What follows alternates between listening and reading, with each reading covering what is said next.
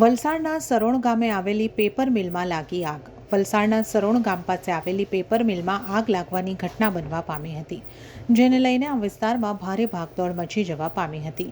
આગ એટલી વિકરાળ હતી કે તેને ઓલવવા માટે આશરે 10થી 15 જેટલા ફાયર બ્રિગેડ બોલાવવામાં આવ્યા હતા અને ભારે જહેમત બાદ વિકરાળ આગ ઉપર કાબૂ મેળવાયો હતો.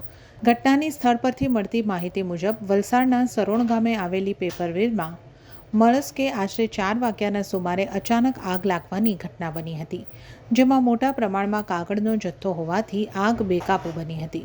જો કે પેપર મિલમાં ફાયર સેફટીનો અભાવ હોવાને લઈને આગ ઉપર કાબૂ મેળવવો મુશ્કેલ બન્યો હતો અને તાત્કાલિક વલસાડ ફાયર વિભાગને આ અંગે જાણ કરવામાં આવી હતી અને આગ ઉપર કાબૂ મેળવવા માટે 10થી 12 જેટલી ફાયર બ્રિગેડની ગાડીઓ સ્થળ ઉપર દોડી આવી હતી અને આશરે 2 કલાકની ભારે જહેમત બાદ આગ ઓલવાઈ હતી.